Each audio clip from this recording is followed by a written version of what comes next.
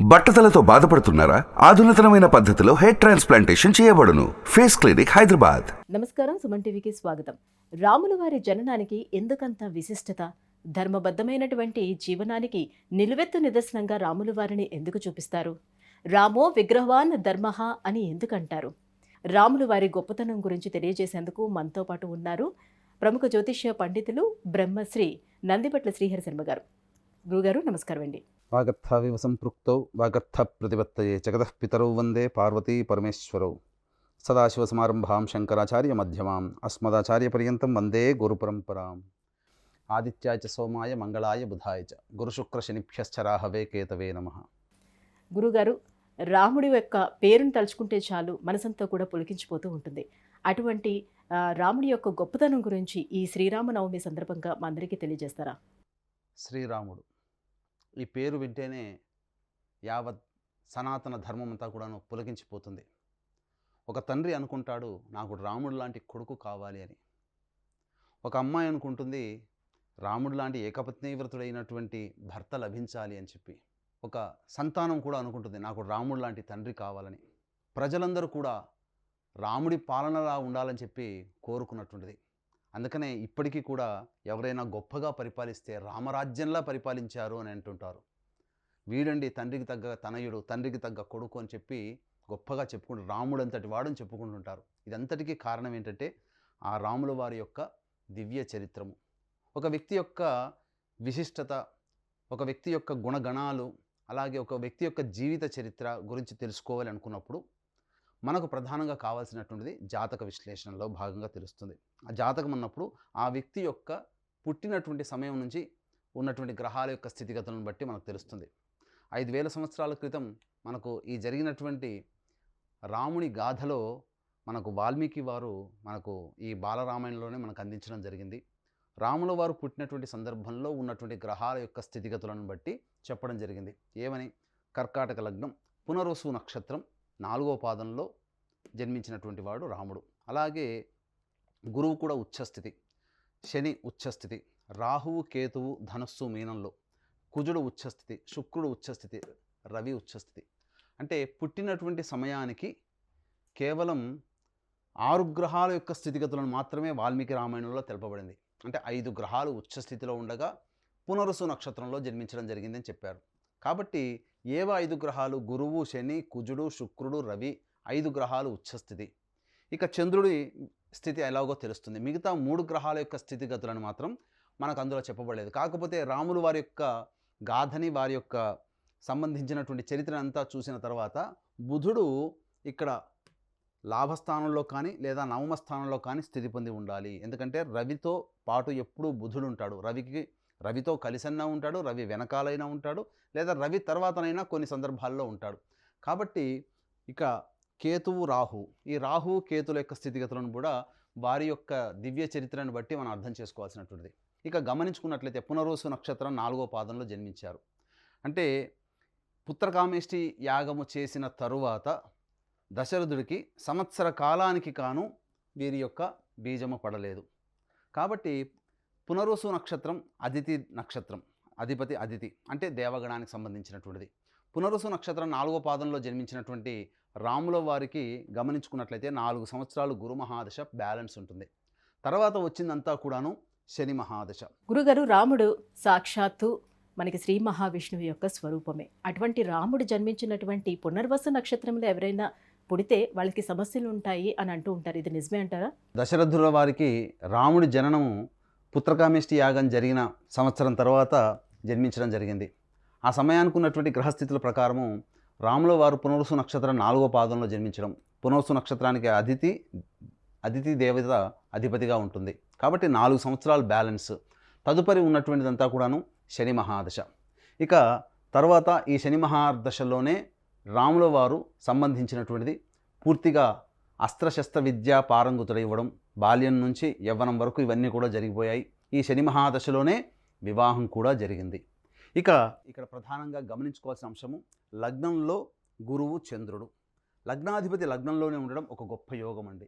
ఎందుకనంటే ఒక వ్యక్తి యొక్క ధీరోదాత్తత అన్నీ కూడాను ఈ యొక్క లక్షణాలన్నీ కూడాను లగ్నమే బలమైనప్పుడు, లగ్నాధిపతి కూడా లగ్నంనే ఉంటే చాలా బలవంతమైనటువంటి యోగదాయకంగా జాతక శాస్త్రం ప్రకారం చెప్పబడుతుంది. ఇక జాతక శాస్త్రంలో ప్రధానంగా మనం గమనించుకోవాల్సింది పంచమహాపురుష యోగాలు. ఈ పంచమహాపురుష యోగాలకు తోడు కూడా ఇక గురువు కూడాను స్థితి పొంది ఉండడం, గజకేసరి యోగము, అమల యోగము, విమల యోగము, అలాగే ఈ సంబంధించినటువంటి శశయోగము, రుచక యోగము, ఇలా 5 రకాలైనటువంటి యోగాలన్నీ కూడాను వీరికి సంబంధించినటువంటి జాతకంలో ప్రస్ఫుటమవుతున్నాయి. ఇక లగ్నంలో ఉన్నటువంటి గురువును చూసుకున్నట్లయితే లగ్నంలో ఉన్నటువంటి గురువు షష్టమాధిపతి, నవమాధిపతి. సహజంగానే గురువు తెలివితేటలకి, జ్ఞానానికి కారకుడు. అలాగే జ్ఞాన సముపార్జనకి స్థానమైనటువంటి నవమాధిపతి అయినటువంటి గురువు లగ్నంలోనే ఉండడం గొప్ప జ్ఞానవంతుడు అని చెప్పవచ్చు. అలాగే లగ్నాధిపతి మరియు గురువు చంద్రులు కలిసి ఉండడం గజకేసరి యోగం. గజకేసరి యోగం అంటే ఇక్కడ మనం చెప్పుకోవాల్సినటువంటిది గజము అంటే ఏనుగు, అంటే అడవిలలో ఉన్నటువంటి జంతువులకెల్లా మహాబలశాలి ఏనుగు. అలాగే సింహంలా గర్జించడం, పరాక్రమాన్ని చూపడం అనేటువంటిది అవసర సమయంలో కేసరి అనగా సింహాన్ని సూచిస్తుంది. కాబట్టి గొప్ప పరాక్రమవంతుడు. అలాగే సమయం సందర్భం ఉన్నప్పుడు తన యొక్క ధీరోదాత్తమైనటువంటి చర్యలతో శత్రువుల్ని మట్టుబెట్టేటువంటి పరిస్థితి అని చెప్పవచ్చు. ఇక షష్టమాధిపతి, ముఖ్యంగా ఈ షష్టమాధిపతి కూడా గురువుకి రావడం ఈ చేత లగ్నంలోనే ఉండడం చేత వీరికి విరివిగా శత్రువులు ఉంటారు అని చెప్పి మనకు చెప్పబడుతుంది. అటువంటి శత్రువులు కూడా అంతే బలశాలులైనటువంటి శత్రువులు, అనగా రాముడితో సమానమైనటువంటి శత్రువులు అని చెప్పవచ్చు. అందుకని మీరు గమనించుకుంటే రావణాసుడి యొక్క జాతకాన్ని కూడా చూసుకున్నట్లయితే రావణాసుడు కూడా ఇంచుమించు రావణాసుడి జాతకంలో కూడా 5 గ్రహాలు ఉచ్చస్థితిలో ఉన్నాయి. కాకపోతే కొన్ని గ్రహాల యొక్క స్థితిగతుల మార్పు వలన రాముడి కంటే కాస్త తక్కువైనటువంటి జాతకంగా చెప్పవచ్చు. గమనించుకున్నట్లయితే రావణాసుడి జాతకంలో కూడా లగ్నంలో రవి, బుధుడు, అలాగే కుజుడు ఉచ్చస్థితి, శుక్రుడు ఉచ్చస్థితి, గురువు చంద్రులు కలిసి ఉండడం. కాకపోతే లగ్నాత్తు సప్తమంలో శని వక్రీకరించి ఉండడం, అలాగే ఇక్కడ రాహుకేతుల యొక్క ప్లేస్మెంట్స్ చేరిపోయాయి. రాహు మిథునంలో, కేతువు ధనుస్సులో. గమనించుకున్నట్లయితే ఈ యొక్క స్థితిగతుల వలన కేవలం లగ్నాత్తు సప్తమాధిపతి అయినటువంటి శుక్ర భగవానుడు వ్యయస్థానంలో ఉండి విపరీతమైనటువంటి కామవాంఛని సూచించేటువంటి గ్రహంగా రావణాసుడికి ఏర్పడడం, అలాగే లగ్నాత్తు సప్తమంలో శని ఉచ్చస్థితి పొంది వక్రీకరించి ఉండడం, లగ్నానికి సంబంధించినటువంటిది శత్రువు అయినటువంటి శని స్థితి పొంది ఉండడం. కాబట్టి ఎప్పుడు కూడాను ఇతరులతో గొడవలు పడుతూ ఉండడము, అలాగే స్త్రీల పట్ల విపరీతమైన కామవాంఛ కలిగి ఉన్నటువంటి కారణం చేత ఎక్కువగా ఇతను కష్టాలు పడి తన మరణాన్ని తానే తెచ్చుకొని ఉన్నాడు. ఇది ఈ రావణాసుడి యొక్క జాతకం. కాకపోతే రావణాసుడు కూడా గొప్ప జ్ఞానవంతుడు అని చెప్పవచ్చు. ఎందుకంటే గ్రహాల యొక్క స్థితిగతులను బట్టి గొప్ప జ్యోతిష్య శాస్త్రవేత్త, సకల కళాకోవిదుడు, అన్ని రంగాలలో రాజనీతిలో అన్నిట్లో కూడాను ప్రజల్ని కూడా చాలా కన్నబిడ్డలుగా చూసుకున్నటువంటి వాడు. కాకపోతే మహాయోగ పురుషుడు, భోగ పురుషుడు అని చెప్పవచ్చు. ఎందుకంటే శుక్రుడు ఉచ్చస్థితిలో వ్యయస్థానంలో ఉండడం చేత రాముల వారి కంటే కూడా రావణాసురుడు పట్టిందల్లా బంగారం అయ్యేటట్టుగా, అలాగే అన్ని రకాలుగా సుఖభోగాలు అనుభవించాడు. కానీ రాముల వారి జాతకం చూసుకుంటే ఇక్కడ గమనించుకున్నట్లయితే షష్టమాధిపతి, శత్రుస్థానాధిపతి అయినటువంటి గురువు లగ్నంలోనే ఉండడం, శత్రుస్థానంలో రాహు ఉండడం, అలాగే ఇక్కడ కుజుడు లగ్నాన్ని వీక్షించడం. ఈ కారణం చేత అతని యొక్క ఆయుధము ధనుస్సు అయింది. ఎందుకనంటే ధనుస్సు రాశి అధిపతి అయినట్టుగా యుద్ధానికి ప్రతీక అయినటువంటి షష్టమ స్థానాధిపతి లగ్నంలో ఉండడం ఈ కారణం చేత ధనుస్సు ఆయుధంగా పట్టి మనకు ఎల్లవేళలా అలాగే కనిపిస్తుంటాడు. అందుకని మీరు గమనించుకున్నట్లయితే రాముల వారిని చూసుకుంటే ఎల్లప్పుడూ ధనుర్ధారి అయి ఉన్న చిత్రపటములే మనకు ఉంటాయి తప్ప కృష్ణుడు, రాధ, కృష్ణుడు అలాగే సత్యభామలాగా ఉన్నట్టుగా కనిపించవు. కారణం ఏంటంటే ధనుర్ధారి అయినటువంటి రావణుడు, ఎందుకంటే ఎప్పుడూ ధనుస్సుని పట్టుకుంటాడు, అంతే శత్రువుల్ని చీల్చి చెందడానికి ప్రతీక అయినటువంటి విధంగా ధనుస్సుని ధరించి ఉంటాడు. ఇక ఈ రాముల వారి జాతకంలో గమనించుకున్నట్లయితే ప్రధానంగా బాల్యంలో ఎక్కువగా బయటికి వెళ్ళి విద్యను అభ్యసించడం, అలాగే బయట ఉన్నటువంటి దుష్ట శిక్షణ చేసి రావడం అనేటువంటిది శని మహాదశలో జరిగింది. ఇక్కడ గమనించుకున్నట్లయితే చతుర్థ స్థానము, తల్లి స్థానము, అలాగే విద్యాస్థానము, ఇక్కడ సప్తమ అష్టమాధిపతి అయినటువంటి శని చతుర్థ స్థానంలో ఉచ్చస్థితి పొంది ఉండడం, అలాగే చతుర్థాధిపతి అయినటువంటి శుక్రుడు భాగ్యస్థానంలో ఉచ్చస్థితి పొంది ఉండడం. ఈ కారణం చేత ప్రధానంగా శని మహాదశలో తన గృహం నుంచి బయటికి వెళ్ళడం జరిగింది. చిన్నతనంలోనే వెళ్ళి జ్ఞాన సముపార్జన, విద్యా సముపార్జన చేసి తిరిగి ఆ విద్యా సముపార్జన చేసి దుష్ట శిక్షణ చేసి వస్తున్నటువంటి క్రమంలోనే వివాహం కూడా శని మహాదశలోనే జరిగింది. కాబట్టి ఇక్కడ గమనించుకోవాల్సినటువంటి అంశం ఏంటంటే ఈ శని మహాదశలో ప్రధానంగా ఈ వివాహం కూడా జరిగిపోవడం ఒక గొప్ప యోగంగా చెప్పవచ్చు. అయితే వీరి వివాహ స్థానానికంటే ముందు తల్లి స్థానంలో ఉన్నటువంటి చిన్నపాటి దోషం. ఎందుకనంటే ఇక్కడ ప్రధానంగా ఈ సంబంధించినటువంటి తల్లి ఈ యొక్క అనక కౌసల్యాదేవి జన్మనిచ్చిన కైకేయి చాలా గొప్పగా ప్రేమగా పెంచింది. కానీ తల్లియే కారణమైంది వనవాసాలకు వెళ్ళడానికి. ఇక్కడ కారణం ఏంటంటే వివాహము అయిన తరువాత సంబంధించి చూసుకున్నట్లయితే మాతృస్థానంలో అష్టమాధిపతి అయినటువంటి శని భగవానుడు ఉండడం, అలాగే మాతృస్థానాధిపతి శత్రుక్షేత్రంలో స్థితి పొంది ఉండడం, ఉచ్చస్థితి పొంది ఉండడం. ఈ కారణం చేత తన తల్లికి ఇచ్చినటువంటి మాట ప్రకారమే, తల్లి ద్వారా నోట వచ్చినటువంటి మాట ప్రకారమే అతను వనవాసానికి వెళ్ళాల్సినటువంటి భార్యా సోదర సమేతంగా వనవాసాలకు వెళ్ళాల్సినటువంటి పరిస్థితి అని చెప్పవచ్చు. ఇక గమనించుకున్నట్లయితే తృతీయాధిపతి అయినటువంటి బుధుడు లాభస్థానంలో స్థితి పొంది ఉండడం, ఇది విశేషించి సోదరులకి ఈ రాముడు అంటే చాలా విపరీతమైనటువంటి వల్లమాలిన ప్రేమ అని చెప్పవచ్చు.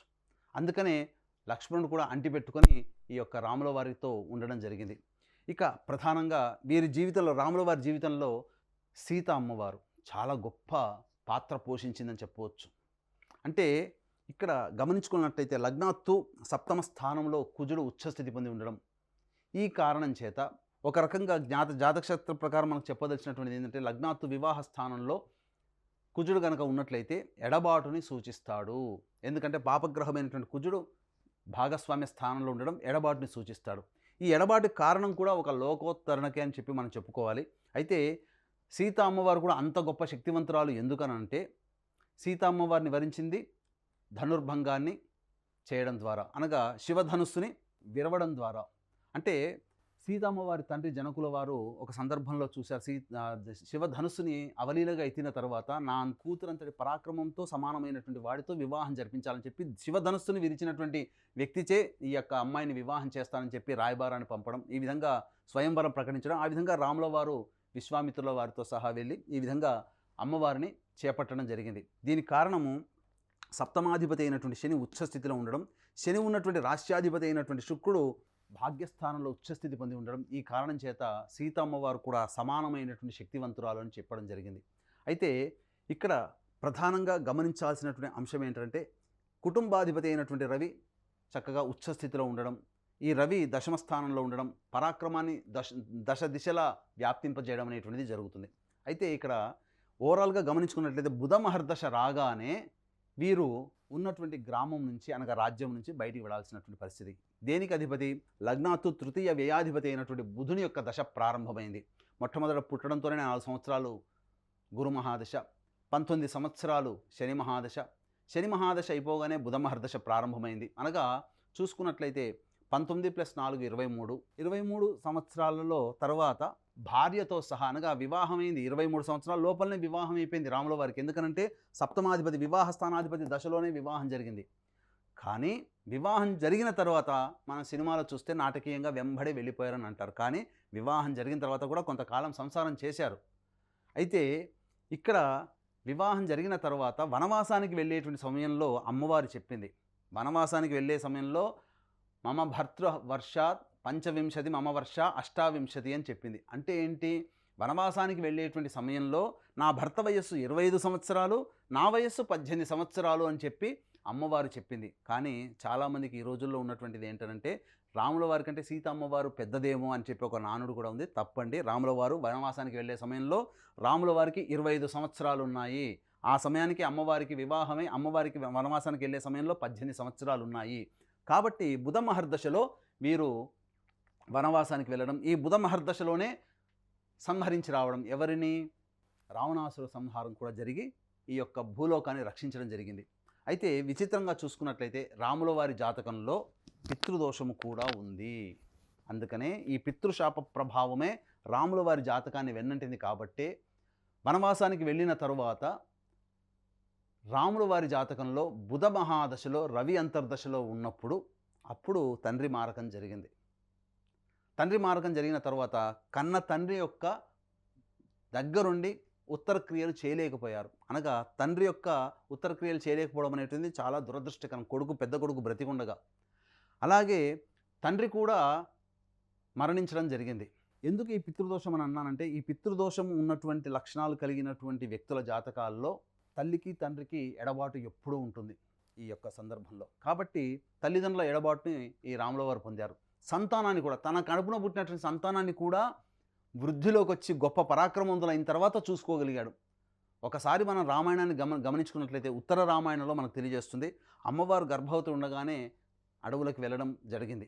ఆ తదనంతరం సంతానాన్ని కనడం, ఆ సంతానాన్ని పెంచి పరాక్రమవంతులను చేసి యువకులైన తర్వాత రాముల వారికి అప్పగించడం జరిగింది. కాబట్టి తన తండ్రి ప్రేమను నోచుకోలేదు, అలాగే తన కడుపున పుట్టినటువంటి సంతానాన్ని కూడా చూసుకోలేకపోవడం అనేది, ఇది పితృదోషము పితృశాప ప్రభావం వల్ల ఏర్పడుతుంది. అందుకనే వీక్షించేటువంటి ప్రేక్షకుల్లో తండ్రి వైపు 7 తరాలు, తల్లి వైపు 4 తరాల్లో ఏవైనా దుర్మరణాలు అనగా road accident, fire accident, suicide attempt, నదిలో బావిలో పడి చనిపోవడం, ఇంట్లోంచి వెళ్ళిపోవడం, లివర్ ఫెయిల్, కిడ్నీ ఫెయిల్, క్యాన్సర్తో చనిపోవడం, 60 సంవత్సరాల లోపల ఏ విధంగా చనిపోయినా, ఇవన్నీ కూడా మీ కుటుంబంలో కులాంతర మతాంతర వివాహాలు జరిగినా ఇవన్నీ కూడా పితృదోషాలు పితృశాపాలు అని అంటారు. పెళ్లి కాకుండా ఇబ్బందులు పడుతున్నా, అలాగే సంతానం కలగకున్నా, దాంపత్య సమస్యలు ఎక్కువగా ఉన్నా ఇవన్నీ పితృశాపాలుగా చెప్పబడతాయి. ఇటు పితృదోష నివారణకి మా పీఠం ఆధ్వర్యంలో ప్రతి నెల పితృదోష నివారణ పూజలు, హోమాలు అనేటివి జరిపించడం జరుగుతుంది. కాబట్టి అవకాశం ఉన్నవాళ్ళు ఈ యొక్క పితృదోష నివారణ కార్యక్రమం తదనంతరం కాంటాక్ట్ చేయవచ్చు.